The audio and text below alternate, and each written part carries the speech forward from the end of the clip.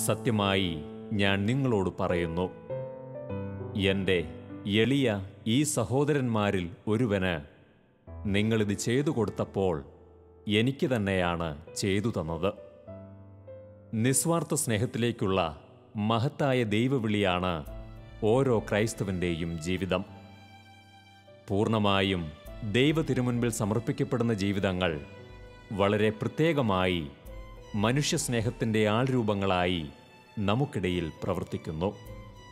യേശുനാമത്തെ പ്രതി തങ്ങളുടെ ഇഷ്ടങ്ങളും സന്തോഷങ്ങളും ജീവിതം തന്നെയും ത്യജിച്ചുകൊണ്ട് അനേകർക്കു വേണ്ടി എരിഞ്ഞു തീരുന്ന ചിലർ.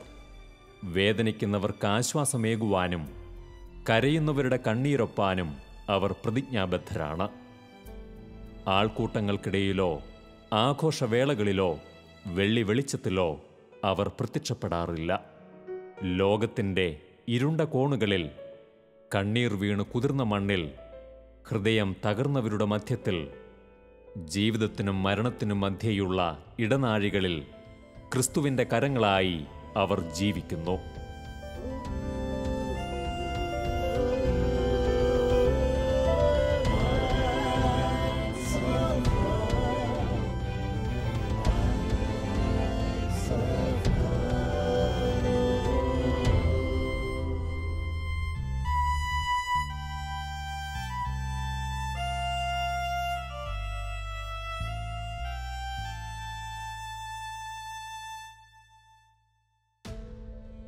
ആധുനിക ലോകം വികസന കുതിപ്പുകൾ ആവർത്തിക്കുമ്പോഴും ഉത്തരമില്ലാത്ത ചോദ്യങ്ങളായി മാറുന്ന ഏറെ ഭീഷണികൾ നമുക്കുമേലുണ്ട്. ചികിത്സാരീതികളും സൗകര്യങ്ങളും ദിനംപ്രതി വികസിക്കുമ്പോഴും മനുഷ്യരെ കൂട്ടത്തോടെ വിഴുങ്ങുന്ന മഹാമാരികൾ ആവർത്തിക്കപ്പെടുന്നു. ആരോഗ്യ തകർച്ചയാണ് ഇന്ന് നാം നേരിടുന്ന ഏറ്റവും വലിയ ദുരന്തം. അടുത്ത കാലത്ത് മനുഷ്യഹൃദയങ്ങളിൽ ഭീതി വിതച്ച, ലോകമനസ്സിൽ ഉണങ്ങാത്ത മുറിവുകൾ ഏൽപ്പിച്ച വലിയ ദുരന്തമായിരുന്നു എബോള.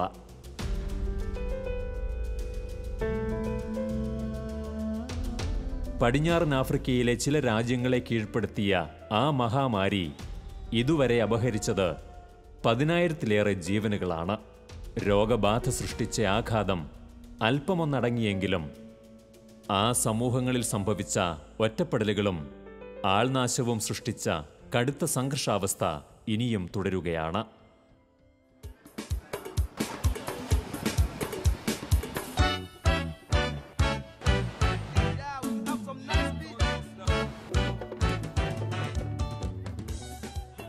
വിവിധ ആഫ്രിക്കൻ സമൂഹങ്ങളിലെ അംഗങ്ങൾ അവരുടെ ഇടപെടലുകളിൽ വൈകാരികമായ അടുപ്പം പ്രകടിപ്പിക്കുന്നവരാണ്.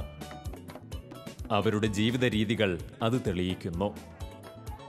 ആഘോഷങ്ങൾക്കും സ്നേഹപ്രകടനങ്ങൾക്കും ജീവിതത്തിൽ വലിയ സ്ഥാനം കൽപ്പിക്കുന്നവരാണ് അവർ.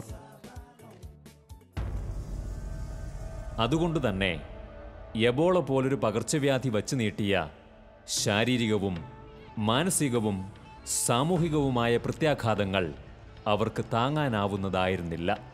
ഒരുപക്ഷേ അന്താരാഷ്ട്ര സമൂഹത്തിൻ്റെ സംയോജിതമായ ഇടപെടലുകൾ ഏറ്റവും ശക്തമായി ദർശിച്ച ഒരു സാഹചര്യമായിരുന്നു എബോളയുടേത്. പുറം ലോകത്തെ മനുഷ്യർ വലിയൊരു വിഭാഗം ഏറെ ഭയപ്പാടോടെ അവരിൽ നിന്ന് അകലം പാലിച്ചുവെങ്കിലും കുറെ നല്ല മനുഷ്യരുടെ നിസ്വാർത്ഥവും സ്നേഹപൂർണവുമായ ഇടപെടലുകൾ അവരുടെ തിരിച്ചുവരവിന് തന്നെ കളമൊരുക്കി. 2014 അവസാന കാലം സിയറാലിയോൺ അടക്കമുള്ള ചില ആഫ്രിക്കൻ രാജ്യങ്ങളിലെ മനുഷ്യർ എബോള ബാധയാൽ ഏറ്റവുമധികം ദുരിതത്തിലാഴ്ന്നു നിന്ന നാളുകൾ. ഭാരതത്തിൽ നിന്നും നിസ്വാർത്ഥ സ്നേഹത്തിൻ്റെ ശാന്തിദൂതുമായി 2 ശുശ്രൂഷകർ അവർക്കിടയിലേക്കെത്തി. അത്യന്തം അപകടകരവും അതിലേറെ ദുരിതപൂർണവുമായിരുന്ന ആ സാഹചര്യങ്ങളെ സംശയലേശമന്യേയാണ് ആ പ്രേഷിതർ ഏറ്റെടുത്തത്. ക്രിസ്തുവിൻ്റെ സ്നേഹദൂതുമായി അവർക്കിടയിലേക്ക് കടന്നു ചെല്ലുവാൻ മനസ്സായ അവർ ഫാദർ ആന്റണി, ബ്രദർ മധു എന്നീ കമിലിയൻ സന്യാസ സമൂഹാംഗങ്ങളായിരുന്നു. ആതുര ശുശ്രൂഷാ മേഖലയിൽ ശക്തമായ ഇടപെടലുകൾ നടത്തിയ ചരിത്രം സ്വന്തമായുള്ള സെന്റ് കമിലസ് സന്യാസ സമൂഹത്തിലെ കമിലിയൻ ടാസ്ക് ഫോഴ്സിന്റെ വോളണ്ടിയർമാരായാണ് അവർ അവിടേക്ക് തിരിച്ചത്. ഞാൻ ഫിലോസഫി വൈദികനാകാൻ വേണ്ടി പഠിച്ചുകൊണ്ടിരിക്കുമ്പം ഞാനൊരു 8 മാസം കൽക്കട്ടയിൽ 1992 മദർ തെരേസ അവിടെ ഉണ്ടായിരുന്നപ്പം 8 മാസം ഞാൻ കൽക്കട്ടയിൽ വർക്ക് ചെയ്തിട്ടുണ്ട്. സോ അതൊരു പ്രചോദനമായിട്ട് ഇപ്പോഴും എൻ്റെ മനസ്സിൽ നിൽപ്പുണ്ട്. എന്നാൽ അതിനും അപ്പുറം ഏതെങ്കിലും ഒരു ഫീൽഡിൽ ഇങ്ങനെ ഒന്ന് വർക്ക് ചെയ്യണം, ഞാൻ അവിടെ പോകണം എന്നുള്ള ഒരു ആഗ്രഹം ഉണ്ടായിരുന്നു. അത് ഇതിനെക്കുറിച്ച് എബോളയെക്കുറിച്ച് പത്രത്തിൽ വായിക്കുകയും ടി വിയിലൊക്കെ ഈ പടങ്ങളൊക്കെ കാണുകയും ചെയ്തുകൊണ്ടിരിക്കുമ്പോഴാണ് ഞങ്ങൾ കമീലിയൻസ് കുറച്ച് പേര് ഇബോള പിടിപെട്ട ഈ രാഷ്ട്രങ്ങളിൽ പോയിട്ട് നമുക്ക് എന്തെങ്കിലും സഹായം ചെയ്യാൻ പറ്റുമോ എന്നുള്ള ഒരു ചെറിയൊരു ഗ്രൂപ്പിലുള്ള ഒരു ഡിസ്കഷൻ വന്നപ്പം ആ ഗ്രൂപ്പിൽ ഞാനും ഉണ്ടായിരുന്നു. ഇതിനെക്കുറിച്ചൊന്നും അധികമായിട്ട് എനിക്ക് അറിയത്തില്ലായിരുന്നു. ഇബോള എന്ന് പറഞ്ഞാൽ എന്നാണ്, ഇതിൻ്റെ തീവ്രത എന്താണ്, ഇതിൽ ഉൾപ്പെട്ടിരിക്കുന്ന റിസ്ക്കുകൾ എന്താണ് എന്നറിയാം. അന്ന് ആ ഗ്രൂപ്പ് ഡിസ്കഷനിൽ ഞങ്ങൾ സംസാരിക്കുകയും ഇതിനെക്കുറിച്ച് കൂടുതൽ മനസ്സിലാക്കുവാൻ ഞങ്ങൾ ഹോളി സ്പിരിറ്റ് മക്കേനി രൂപതയിലെ ഹോളി സ്പിരിറ്റ് ആശുപത്രിയിലെ ഡയറക്ടറിനെ ഞങ്ങൾ അന്നേരം തന്നെ വിളിക്കുകയും ഡോക്ടറിൻ്റെ അടുത്തുനിന്ന് കുറച്ച് ഇൻഫർമേഷൻസ് ഞങ്ങൾ മേടിക്കുകയും അത് കഴിഞ്ഞ് ഇതിൻ്റെ റിസ്ക്കുകളെല്ലാം മനസ്സിലാക്കി തന്നെ ഞങ്ങൾ പോകുവാൻ തീരുമാനിച്ചു. 2014 ഉടനീളം ലോകത്തെ മുഴുവൻ ഭീതിയിലാഴ്ത്തിയ എബോള എന്ന മഹാമാരി ഏറ്റവും കൂടുതൽ പടർന്നു പിടിച്ച ആഫ്രിക്കൻ രാജ്യമായിരുന്നു സിയറ ലിയോൺ. ഏറ്റവും കൂടുതൽ പേർ എബോള രോഗബാധിതരായി റിപ്പോർട്ട് ചെയ്യപ്പെട്ടത് അവിടെയാണ്. നാമാവശേഷമായ ഒട്ടേറെ കുടുംബങ്ങളും ചില ഗ്രാമങ്ങൾ തന്നെയും അവിടെയുണ്ടായിരുന്നു. മാനസികമായും സാമൂഹികമായും അതിതീവ്രമായ തകർച്ചയെ നേരിട്ട ആ നാട്ടിലേക്കാണ് ക്രിസ്തുവിൻ്റെ സ്നേഹ സന്ദേശവുമായി ബഹുമാനപ്പെട്ട ആന്റണി അച്ഛനും ബ്രദർ മധുവും കടന്നു ചെന്നത്. ഡിസംബർ 8-ാം തീയതിയാണ് ഞങ്ങൾ ബാംഗ്ലൂരിൽ നിന്ന് വെസ്റ്റ് ആഫ്രിക്ക സിറലിയോണിലേക്ക് തിരിക്കുന്നത്. ഡിസംബർ 8-ാം തീയതി ബാംഗ്ലൂരിൽ നിന്ന് പുറപ്പെട്ട് 4 ദിവസത്തെ ട്രെയിനിങ് ഞങ്ങൾക്ക് റോമിൽ വെച്ച് ഉണ്ടായിരുന്നു. 4 ദിവസത്തെ ട്രെയിനിങ് കഴിഞ്ഞ് ഞങ്ങൾ സിറലിയോൺ വെസ്റ്റ് ആഫ്രിക്കയിലെ സിറലിയോൺ മക്കേനി എന്ന രൂപതയിലാണ് ഞങ്ങൾ വർക്ക് ചെയ്തത്. മക്കേനി രൂപതയിലെ ഹോളി സ്പിരിറ്റ് ഹോസ്പിറ്റൽ ആണ് ഞങ്ങൾ ആദ്യത്തെ 2 ആഴ്ചകളിൽ ഞങ്ങൾ വർക്ക് ചെയ്തത്. ഹോളി സ്പിരിറ്റ് ഹോസ്പിറ്റൽ മക്കേനി രൂപതയുടെ ഒരു ആശുപത്രിയാണ്. അവിടെയാണ് ഞങ്ങൾ താമസിച്ചിരുന്നതും. അവിടെ ഒത്തിരി രോഗികൾ വരികയും രോഗവിമുക്തി, എബോള രോഗം പിടിപെട്ട് സുഖമായവർ, വിമുക്തി പ്രാപിച്ചവരും അവിടെ ഒത്തിരി പേര് വരുന്നുണ്ടായിരുന്നു. പിന്നെ ഇബോള രോഗം കൊണ്ട് മരിച്ചവരുടെ വീട്ടുകാരും പല ആവശ്യങ്ങൾക്കും ആ ആശുപത്രിയിൽ വരുന്നുണ്ടായിരുന്നു. സോ അവരെ കാണുവാനും അവരെ ശുശ്രൂഷിക്കുവാനും ആണ് ഞങ്ങൾ അവിടെ 2 മാസം ചിലവഴിച്ചത്. ബ്രദർ മധുവും ഞാനും കൂടുതലായിട്ടും ഞങ്ങളുടെ സമയം ചിലവഴിച്ചത് എബോള രോഗം വന്ന് എബോള ട്രീറ്റ്മെൻറ്റ് സെൻറ്ററിൽ രോഗവിമുക്തി നേടിയവരുടെ കൂടെയായിരുന്നു കൂടുതൽ സമയം ഞങ്ങൾ ചിലവഴിച്ചത്. അതോടൊപ്പം തന്നെ ഞങ്ങൾ ക്ലൂണി സിസ്റ്റേഴ്സ് നടത്തുന്ന ലൊറേത്തോ എന്ന ഒരു ക്ലിനിക് ഉണ്ടാണ്. ആ ക്ലിനിക്കിൽ ഞങ്ങൾ എല്ലാ ദിവസവും പോകുകയും അവിടെ വരുന്ന രോഗികളെ കാണുകയും രോഗികളുടെ വീട്ടുകാരെ കാണുകയും സംസാരിക്കുകയും ചെയ്യുമായിരുന്നു. എബോള എന്ന ഭീകരവ്യാധിയെ നിയന്ത്രിക്കുവാനായി ഒരു രാജ്യത്തിൻ്റെ മുഴുവൻ സംവിധാനങ്ങളും അതിനേക്കാളേറെ അന്താരാഷ്ട്ര സമൂഹങ്ങളുടെ വലിയ പിന്തുണയും ഒട്ടേറെ സന്നദ്ധ സംഘാംഗങ്ങളുടെ ആത്മാർത്ഥമായ പ്രവർത്തനങ്ങളും വേണ്ടിയിരുന്നു. ഒപ്പം ആ രാജ്യങ്ങളിലെ ജനങ്ങൾക്ക് ഒരിക്കലും പരിചിതമായിരുന്നില്ലാത്ത കർശന നിയന്ത്രണങ്ങൾ നിയമങ്ങൾ ഉപയോഗിച്ച് നടപ്പാക്കപ്പെട്ടു. വ്യക്തിബന്ധങ്ങളെ ഏറെ വിലമതിക്കുന്ന ആഫ്രിക്കൻ സമൂഹങ്ങൾക്ക് അത് വലിയ വേദനയ്ക്ക് ഇടയാക്കി.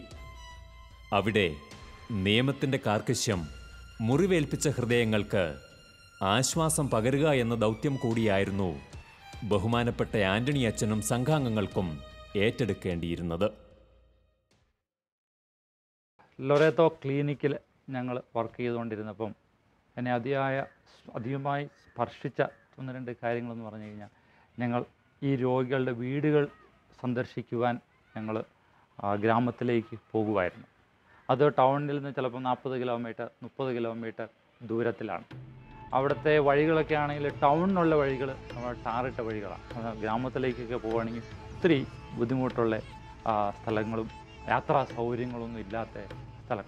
സോ അവരുടെ വീടുകളിലൊക്കെ പോകുമ്പം അവരുടെ നൊമ്പരങ്ങളൊക്കെ ഞങ്ങൾ കേൾക്കുവാനും അവരോട് ഒത്ത് കുറച്ച് സമയം ചെലവഴിക്കുവാനും ഞാൻ ഇവിടുന്ന് പോകുമ്പം മനസ്സിൽ ഒരിക്കലും വിചാരിക്കാത്ത ഒരു അവസ്ഥയാണ് ഞാൻ അവിടെ കണ്ടത്.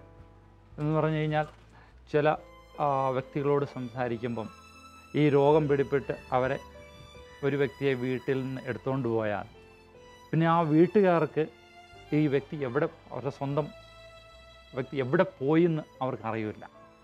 അത് കഴിഞ്ഞിട്ട് അവരെ ഒരു കുടുംബത്തിൽ നിന്ന് എബോള രോഗത്താൽ ആശുപത്രിയിലേക്കോ അല്ലെങ്കിൽ എബോള ട്രീറ്റ്മെൻറ്റ് സെൻ്ററിലേക്കോ പോയി കഴിഞ്ഞാൽ പിന്നെ 21 ദിവസം ഇവരെ ഈ കുടുംബത്തിലുള്ള എല്ലാ വ്യക്തികളെയും അവർ ക്വാറൻറ്റൈൻ ഐസൊലേറ്റ് ചെയ്യുവാണ്.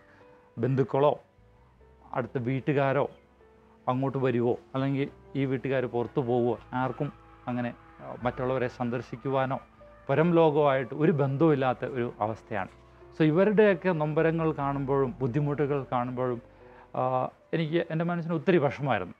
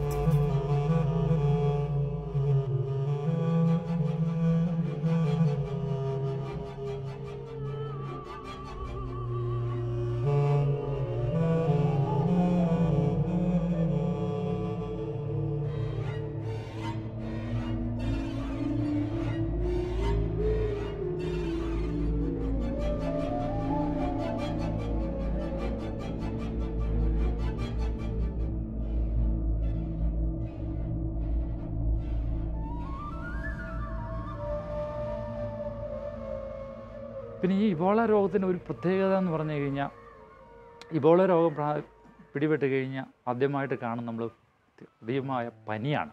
ഇത് സ്പർശത്തിൽ കൂടെ തുടങ്ങും. നമ്മുടെ വിയർപ്പിൽ കൂടെ ഈ രോഗം പകരും. അതുകൊണ്ട് നമുക്ക് അവിടെ ഒരു നിയമമായിരുന്നു, ഒരു വ്യക്തിയെയും ഒരിക്കലും നമ്മൾ തൊടാൻ പാടില്ല എന്നുള്ളത്. സോ ഈ രോഗം പിടിപെട്ടവരാകട്ടെ ഇതുപോലത്തെ രോഗലക്ഷണങ്ങൾ കാണിക്കുന്ന ഏതേ വ്യക്തികളെ ആയാലും നമ്മൾ തൊടുവോ അവരെ അടുത്ത് നിൽക്കുവോ അവരുടെ ആയിട്ട് കൂടുതൽ അടുപ്പം വരുത്തുവോ പാടില്ലായിരുന്നു. സോ ഇതൊക്കെ ഉള്ളപ്പോൾ ഞങ്ങളൊന്ന് തലയിൽ കൈവച്ച് പ്രാർത്ഥിക്കാൻ പോലും നമുക്ക് പാടില്ല, ഇത് നമുക്ക് തൊടാൻ പാടില്ല. സോ അങ്ങനെയുള്ള ഒരു സിറ്റുവേഷനിലൊക്കെ എനിക്ക് ഒത്തിരി വിഷമം തോന്നുമായിരുന്നു. വ്യക്തികളുമായിട്ട് അത്ര അടുക്കാൻ പറ്റുന്നില്ലല്ലോ എന്നുള്ള വിഷമം. എന്നാൽ അവരുടെ വീടുകൾ സന്ദർശിക്കുകയും അവർക്ക് വേണ്ടി പ്രാർത്ഥിക്കുകയും അവരുടെ വീടുകളിൽ നിന്ന് മരിച്ചുപോയ എല്ലാവർക്കും വേണ്ടി എന്ന് പറഞ്ഞു കഴിഞ്ഞാൽ ഈ സിറലിയോണിലെ കുടുംബ പശ്ചാത്തലത്തിൽ നോക്കുമ്പോൾ അവർക്കുള്ള ഏറ്റവും വലിയ വിഷമം എന്ന് പറഞ്ഞു കഴിഞ്ഞാൽ അവരുടെ സ്വന്തപ്പെട്ട ഒരു വ്യക്തി ഒരാൾ അവരുടെ കുടുംബത്തിലെ ഒരാൾ മരിക്കുമ്പം ഇവർ അന്ത്യക്രിയകൾ അവർക്ക് ചെയ്യാൻ പറ്റാത്തതിൽ ഒത്തിരി വിഷമമുണ്ട് അവർക്ക്. അന്ത്യക്രിയ എന്ന് പറഞ്ഞു കഴിഞ്ഞാൽ അവർ മരിച്ച ആളെ ഒന്ന് കുളിപ്പിച്ച് കഴിഞ്ഞ് ആ വെള്ളം എടുത്താണ് അവർ തലയിൽ ഒഴിക്കുകയും പിന്നെ അവരുടെ കുട്ടികളുടെ തലയിൽ ഒഴിക്കുക. അത് അവർ മരിച്ചുപോയ വ്യക്തിയിലുള്ള നല്ല ഗുണങ്ങൾ ഈ കുട്ടിക്ക് കിട്ടിക്കോട്ടെ. സോ ഈ അന്ത്യക്രിയകൾ ചെയ്യാൻ പറ്റാത്തതിൽ അവർക്ക് ഒത്തിരി വിഷമമുണ്ട്. അതുകൊണ്ട് ഒരു മരിച്ചവരെ ഓർത്ത് ഒത്തിരി വിഷമിക്കുന്നവരാണ്. സോ അതുകൊണ്ട് ഞങ്ങൾ അവരുടെ അവസാനത്തെ നിമിഷങ്ങളിൽ ഞങ്ങൾ ആ വീടുകളിൽ നിന്ന് കുടുംബത്തിൽ നിന്ന് മരിച്ചുപോയ എല്ലാവർക്കും വേണ്ടി ഒരു പ്രാർത്ഥനയൊക്കെ ചൊല്ലി വരുവാണ്. അതൊക്കെ എന്നെ ഒത്തിരി മനസ്സിൽ സ്പർശിച്ചതാണ്. ആഫ്രിക്കൻ സമൂഹത്തിൻ്റെ സാംസ്കാരിക പശ്ചാത്തലങ്ങളും എബോള രോഗം വരുത്തിവെച്ച തകർച്ചയും തമ്മിൽ ബന്ധമുണ്ട്. ഒരുപക്ഷേ ഈ ആധുനിക ലോകത്ത് മറ്റൊരു സമൂഹത്തിൽ സംഭവിക്കുവാൻ സാധ്യതയില്ലാത്ത വിധം കനത്ത ദുരന്തമായി അത് മാറുകയായിരുന്നു. രോഗം പരത്തിയ ഭീതിയെയും അരക്ഷിതാവസ്ഥയെയും കാൾ അകാല വിയോഗങ്ങളുടെ പരമ്പരകൾ സൃഷ്ടിച്ച ഹൃദയഭേദക ദൃശ്യങ്ങളായിരുന്നു തങ്ങളെ പിടിച്ചുലച്ചിരുന്നത് എന്ന് അദ്ദേഹം ഓർമ്മിക്കുന്നു. ജീവിച്ചിരിക്കുന്നവർക്ക് ആത്മീയ പിന്തുണ നൽകുക വിലയേറിയ ഉത്തരവാദിത്വം തന്നെയായിരുന്നു. ഞാനൊരു ദിവസം ഒരു ഗ്രാമത്തിൽ ചെന്നപ്പം, ഞങ്ങളും ലൊറേത്തോ ക്ലിനിക്കിലെ 3 സ്റ്റാഫും ഞങ്ങളോട് ചെന്നപ്പം, എനിക്ക് എൻ്റെ ജീവിതത്തിൽ ഒരിക്കലും മറക്കാൻ പറ്റാത്ത ഒരു കാഴ്ചയാണ് ഞാൻ കണ്ടത്. ആ ഗ്രാമത്തിൽ 7 വീടുകൾ മാത്രമേ ഉള്ളൂ. ആ ഗ്രാമത്തിലാണ് അന്ന് ഞങ്ങൾ അന്നത്തെ 30ാമത്തെ ആളാണ് ആ ഗ്രാമത്തിൽ മരിക്കുന്നത്. 7 വീടുകളേ ഉള്ളൂ. ഒരു മക്കേനി എന്ന് പറയുന്ന ടൗണിൽ നിന്ന് ഒരു 40 കിലോമീറ്റർ അപ്പുറം. 30ാമത്തെ ആൾ മരിച്ചിട്ട് ഇപ്പം വീടുകളിൽ ഒരാൾ മരിച്ചു കഴിഞ്ഞാൽ വീട്ടുകാരല്ല മൃതദേഹത്തെ തൊടുക, അവരെ കുളിപ്പിക്കുക. ഗവൺമെൻറ്റിൻ്റെ ആൾക്കാരാണ്. അത് ഡെഡ് ബോഡി അല്ല ബറിയൽ ടീമാണ്. അവർ വന്നിട്ടാണ് മൃതശരീരം എടുക്കുകയും അവർ ബാഗിലാക്കുകയും ഗ്രാമത്തിൻ്റെ പുറത്ത് കൊണ്ടുപോയി സംസ്കരിക്കുകയും ചെയ്യാം. സോ വീട്ടുകാർ അതിൽ അടുക്കില്ല. ആ 30ാമത്തെ ആൾ മരിച്ചപ്പം ഈ ബറിയൽ ടീം വരുന്ന ഒരു രീതിയുണ്ട്. അവരുടെ മുഖവും ശരീരം മുഴുവനും പൊതിഞ്ഞ് കോട്ടും കണ്ണാടി ക്യാപ്പ് പിന്നെ ഗ്ലൗസ് എല്ലാം ഇട്ട് വന്ന് ഈ മൃതശരീരത്തെ അവർ പുറത്തു കൊണ്ടുപോകണം. എന്നാൽ വീട്ടുകാർ നിസ്സഹായരായി നോക്കി നിൽക്കുകയുള്ളൂ. ആ 30ാമത്തെ ആൾ മരിച്ച ആ സംഭവം, ഇങ്ങനെ ശരീരത്തെ ഇങ്ങനെ എടുത്തുകൊണ്ട് പോവുക, ഇതൊക്കെ ഞാൻ കണ്ണുകൊണ്ട് കണ്ടു നിൽക്കുമായിരുന്നു. അതിൻ്റെ എൻ്റെ മനസ്സിന് ഭയങ്കരമായിട്ടൊരു വിഷമം വരുത്തിയ ഒരു സംഗതിയാണ്. തുടക്കത്തിൽ തിരിച്ചറിയുകയും രോഗലക്ഷണങ്ങൾക്കനുസരിച്ച് ചികിത്സ ലഭിക്കുകയും ചെയ്താൽ മിക്കവാറും രക്ഷപ്പെടുവാൻ കഴിയും എന്നതിനാൽ തന്നെ അടുത്ത നാളുകളിലായി ഈ രോഗം ഏറെക്കുറെ നിയന്ത്രണ വിധേയമായിരിക്കുന്നു. എന്നാൽ ഇപ്പോഴും നിലനിൽക്കുന്ന സാഹചര്യങ്ങൾ അനുസരിച്ച് വ്യക്തമായ ബോധവൽക്കരണം അവർക്കിടയിൽ ആവശ്യമാണ്. ഈ സിറലിയോണിലെ ആ ജനങ്ങളുടെ ഒരു സംസ്കാര രീതി എന്ന് പറഞ്ഞാൽ, ഒരാൾ മരിച്ചു കഴിഞ്ഞാൽ അവരെ കുളിപ്പിക്കുക എന്നുള്ളതാണ് അവരുടെ സംസ്കാര രീതി. ഒരു ലൈബീരിയ പിന്നെ സിറലിയോൺ രാഷ്ട്രങ്ങളുടെ അതിർത്തി പ്രദേശത്ത് ഒരു വ്യക്തി മരിച്ചിട്ട് ആ വ്യക്തിയെ കുളിപ്പിച്ചിട്ട് ഇബോള രോഗം പിടിപെട്ട 356 പേരാണ്. ആ ഗ്രാമത്തിൽ ഞങ്ങൾ പോവുകയും അവിടെ ചില വീടുകൾ സന്ദർശിക്കുകയും ചെയ്ത് അന്ന് എൻ്റെ മനസ്സൊന്ന് തകർന്നു പോയി. ഇത്രയൊക്കെ അറിഞ്ഞിട്ടും ജനങ്ങളിങ്ങനെ പോകുന്നു. അന്ന് അവരുടെ ഒരു സംസ്കാര രീതി അതാണ്. അതൊക്കെ ഒന്ന് മനസ്സിലാക്കുവാനും ആ വ്യക്തികളൊക്കെ ഒന്ന് മനസ്സിലാക്കുവാനും, അത് ഒരു വ്യക്തിയിൽ നിന്നും 356 പേരും മരിച്ചത് അതെങ്ങനെയാണ് സാധിച്ചതെന്നുള്ള ഒരു ചിന്താഗതിയൊക്കെ വരുമ്പം എൻ്റെ മനസ്സിൽ ഒത്തിരി. പിന്നെ ഞങ്ങളിങ്ങനെ തിരിച്ച് പോരാറാവുന്നതിന് മുമ്പ് ഞങ്ങൾ താമസിച്ചുകൊണ്ടിരുന്ന തൊട്ടടുത്ത് ഒരു വീട്ടിൽ ഒരു കുട്ടി മരിച്ചു. 14 വയസ്സുള്ള ഒരു കുട്ടി മരിച്ചു. വീട്ടുകാർക്ക് പേടിയായിട്ട് ആ കുട്ടിയെ അവർ വീട്ടിൽ തന്നെ വെച്ചുകൊണ്ടിരുന്നു. 4 ദിവസം ആ കുട്ടിയെ അവർ വീട്ടിൽ തന്നെ വെച്ചുകൊണ്ടിരുന്നു, പുറത്ത് ആരോടും പറയാതെ.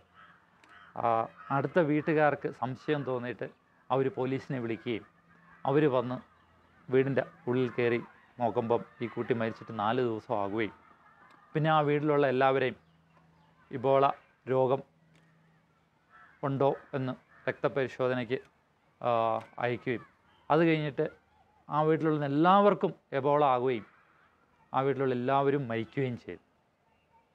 ആ വീടും ആ വ്യക്തികളെ ഞാൻ താമസിച്ചുകൊണ്ടിരുന്ന തൊട്ടടുത്ത ഒരു വീടായിരുന്നു. അതൊക്കെ കണ്ട ദിവസങ്ങളും അതൊക്കെ സംഭവിച്ച ദിവസങ്ങളൊക്കെ എൻ്റെ മനസ്സിൽ നിന്ന് ഇപ്പോഴും പോകില്ല. ആ വിഷമം ചിലപ്പോഴൊക്കെ ഞാൻ അത് ഓർക്കുമ്പോൾ എനിക്ക് തന്നെ എൻ്റെ ഒരു മനസ്സിന് ഒരു വിഷമം ഉണ്ടാകും. ആഗോള ജനഹൃദയങ്ങളെ കണ്ണീരിലാഴ്ത്തിയ, നടുക്കം കൊള്ളിച്ച, അത്യന്തം ഭീകരമായ ഈ രോഗബാധയും അതിജീവനവും നമുക്ക് നൽകുന്ന ചില സന്ദേശങ്ങളുണ്ട്. ക്രിസ്തീയമായ നിസ്വാർത്ഥ സ്നേഹം ഈ ലോകം എത്രയധികം അഭിലഷിക്കുന്നുവെന്ന് ഈ ഇരുണ്ട നാളുകൾ നമ്മെ ഓർമ്മിപ്പിക്കുന്നു. വർഗീയതയുടെയും ആഗോള ചേരിതിരിവിൻ്റെയും വില കുറഞ്ഞ ഭാഷ്യങ്ങളിലൂടെ പലപ്പോഴും ഇത്തരം മഹത്തായ ഉപവിപ്രവർത്തനങ്ങൾ എത്രത്തോളം അവമതിക്കപ്പെട്ടാലും ഏറ്റവും ചെറിയവനിലൂടെ നമുക്ക് മുന്നിലെത്തുന്ന ക്രിസ്തു നമ്മിൽ നിന്ന് ആവശ്യപ്പെടുന്നത് കൂടുതലായ കാരുണ്യമാണ്. ഇത്തരം വേദനിക്കുന്നവർക്കിടയിൽ ദൈവത്തിൻ്റെ അനന്തസ്നേഹത്തിൻ്റെ വക്താക്കളായി കടന്നെത്തുന്ന അനേകം പ്രേക്ഷിതർക്കൊപ്പം ഫാദർ ആന്റണിയുടെയും സഹപ്രവർത്തകരുടെയും സാന്നിധ്യം നാം ഏവരുടെയും അഭിമാനകരമായ പ്രാതിനിധ്യം കൂടിയായിരുന്നു. കമില്ലിയൻ ടാസ്ക് ഫോഴ്സിൻ്റെ എബോള മിഷൻ എന്ന ആഫ്രിക്കൻ മണ്ണിലെ മഹത്തായ ആതുര സേവന പ്രവർത്തനങ്ങൾ ഇനിയും അവസാനിച്ചിട്ടില്ല. 2 മാസം ഇടവിട്ടുള്ള ബാച്ചുകളായി ഇപ്പോഴും ശുശ്രൂഷകർ അവിടെ സേവനം തുടരുന്നു.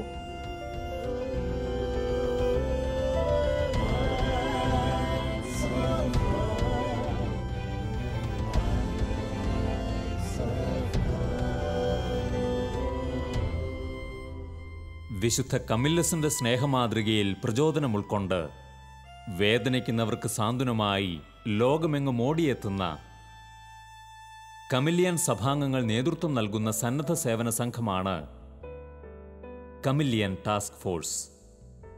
മനുഷ്യർ ഭയക്കുന്നതും കടന്നു ചെല്ലുവാൻ മടിക്കുന്നതുമായ എല്ലാ സാഹചര്യങ്ങളെയും പൂർണ്ണ മനസ്സോടെ ഏറ്റെടുത്തുകൊണ്ട് ദൈവസ്നേഹത്തെ പ്രതി അവർക്കിടയിൽ നിസ്വാർത്ഥമായി പ്രവർത്തിക്കുന്ന ഈ സമൂഹാംഗങ്ങളുടെ സേവനങ്ങൾ വിലമതിക്കാനാവാത്തതാണ്. റോം ആസ്ഥാനമായി പ്രവർത്തനം ആരംഭിച്ച ടാസ്ക് ഫോഴ്സ് ഭാരതത്തിൽ സജീവമായത് അടുത്ത കാലങ്ങളിലാണ്. കമില്ലിയൻ ടാസ്ക് ഫോഴ്സിൻ്റെ ഈ ആശയം തന്നെ പണ്ടേ മുതലേ ഞങ്ങളുടെ മനസ്സിലുണ്ടായിരുന്നുവെങ്കിൽ പോലും ശരിക്കും 2004 കമില്ലിയസ് ടാസ്ക് ഫോഴ്സ് രൂപീകരിക്കുന്നത്. പക്ഷേ 2000 തന്നെ ഞങ്ങൾ ടാസ്ക് ഫോഴ്സിൻ്റെ പ്രവർത്തനം തുടങ്ങിയിട്ടുണ്ട്. 2000 ഗുജറാത്തിൽ വലിയ ഭൂകമ്പം ഉണ്ടായപ്പോൾ അവിടെ പോയിട്ട് റിലീഫ് വർക്ക് ചെയ്യുവാനായിട്ട് ഞങ്ങളുടെ ടീമിന് സാധിച്ചിട്ടുണ്ട്. പക്ഷേ വളരെ വ്യക്തമായിട്ട് കോൺക്രീറ്റ് ആയിട്ട് ഒരു ടീമായി ടാസ്ക് ഫോഴ്സ് ആയിട്ട് ഞങ്ങൾ വർക്ക് ചെയ്യാൻ തുടങ്ങിയത് ഉത്തരാഖണ്ഡിൽ വലിയ വെള്ളപ്പൊക്കമുണ്ടായപ്പോൾ അവിടെയാണ്. അവിടെ പോയിട്ട് കൂടുതൽ ചെയ്യുവാനായിട്ട് സാധിച്ചു. അതോടൊപ്പം കാശ്മീരിൽ പോകുവാനായിട്ട് ഞങ്ങൾക്ക് സാധിച്ചു. ഇപ്പോൾ വളരെ ഇമ്പോർട്ടൻ്റ് ആയിട്ട് ഇപ്പോൾ ചെയ്തുകൊണ്ടിരിക്കുന്ന ഞങ്ങളുടെ കമില്ലിയൻ ടാസ്ക് ഫോഴ്സിൻ്റെ മിഷൻ എന്ന് പറയുന്നത് എബോള മിഷനാണ്. പൂർണ്ണസജ്ജമായ ഒരു സന്നദ്ധ സേവന സംഘമാണ് കമില്ലിയൻ ടാസ്ക് ഫോഴ്സ്. ലോകത്തിൽ മറ്റു പല സംഘടനകളുടെയും നേതൃത്വത്തിലുള്ള സന്നദ്ധ സേവന സംഘങ്ങളിൽ നിന്നും ഈ സമൂഹത്തെ വ്യത്യസ്തമാക്കുന്നത് ക്രിസ്തുവിലുള്ള ഐക്യത്തെ പ്രതി ലോകത്തിൻ്റെ ഏതറ്റം വരെയും പോകുവാനുള്ള സന്മനസ്സും അപകട സാധ്യതകളെ തെല്ലും വകവയ്ക്കാതെയുള്ള പ്രവർത്തന സന്നദ്ധതയുമാണ്. ഞാനിപ്പോൾ ധരിച്ചിരിക്കുന്ന ഈ ടീഷർട്ട് ഞങ്ങളുടെ കമില്ലിയൻ ടാസ്ക് ഫോഴ്സിൻ്റെ അന്താരാഷ്ട്ര തലത്തിലുള്ള ഒരു യൂണിഫോമാണ്. ഇതിൻ്റെ പ്രത്യേക രീതിയിലുള്ള കളറും നിങ്ങൾ ഈ തൊപ്പിയിൽ കാണുന്ന ഈ എംബ്ലവുമൊക്കെ ശ്രദ്ധിച്ചാൽ മനസ്സിലാകും.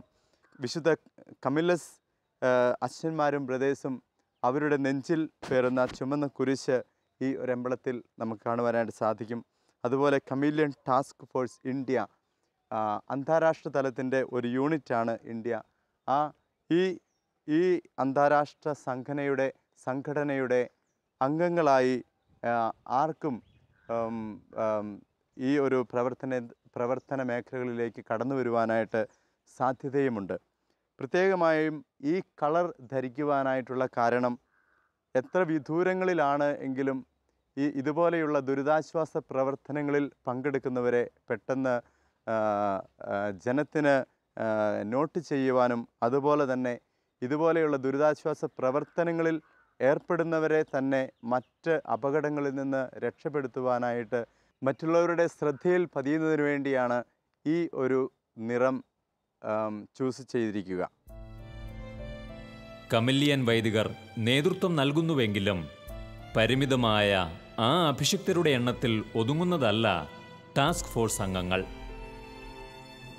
ലോകമെമ്പാടുമുള്ള സമാന മനസ്കരായ ഒരുപാട് പേരെ ഒപ്പം നിർത്തുവാനും അങ്ങനെ ഏറ്റവും മികച്ച രീതിയിൽ സേവന രംഗങ്ങളിൽ പ്രശോഭിക്കുവാനും ഇവർക്ക് കഴിയുന്നു.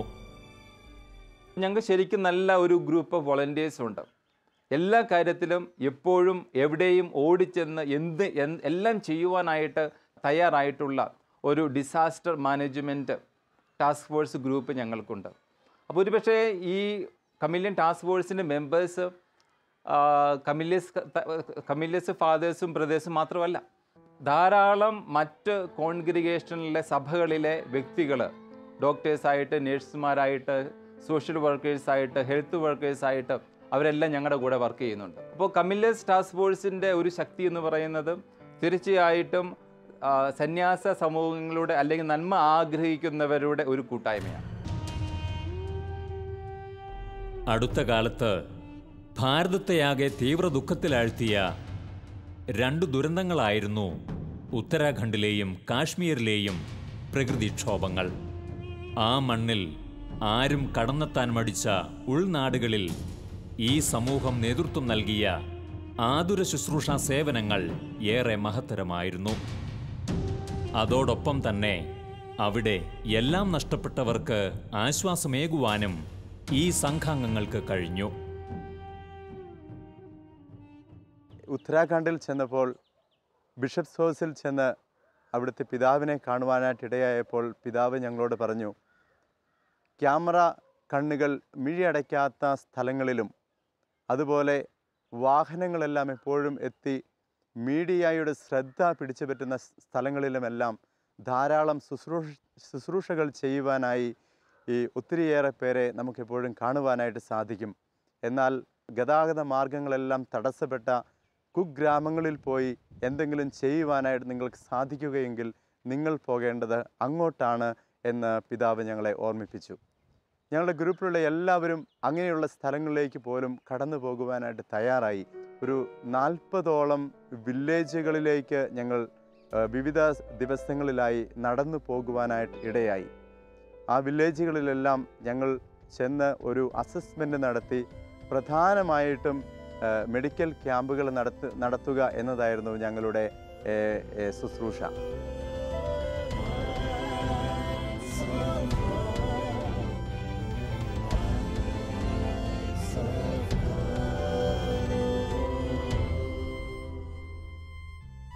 ക്രിസ്തുവിൻ്റെ സ്നേഹത്തെ പ്രതി ഈ ചെറിയ സമൂഹം ലോകമെമ്പാടും നിറഞ്ഞു നിന്നുകൊണ്ട് വിവിധ തുറകളിൽ നൽകി വരുന്ന സേവനങ്ങൾ അനവധിയാണ്. ഒരു യഥാർത്ഥ ക്രൈസ്തവ മിഷണറിയുടെ പ്രവർത്തനങ്ങൾ എന്താണെന്ന് മനസ്സിലാക്കുവാൻ ഈ കൈകളിലേക്കൊന്ന് ശ്രദ്ധിച്ചാൽ മതിയാകും. അനന്തസ്നേഹത്തിൻ്റെ ആണിപ്പഴുതുകൾ ഏറ്റുവാങ്ങിയ ക്രിസ്തുവിൻ്റെ കരങ്ങളായി മാറുകയെന്നാൽ പരിധികളില്ലാതെ സഹജീവികളെ സ്നേഹിക്കുക എന്നത് മാത്രമാണെന്ന് ഇവർ തങ്ങളുടെ ജീവിതങ്ങളിലൂടെ തെളിയിക്കുന്നു. ആത്മീയവും ഭൗതികവുമായ പിന്തുണയേകിക്കൊണ്ട് ഈ വലിയ ദൗത്യത്തിൽ നമുക്കും പങ്കാളികളാകാം.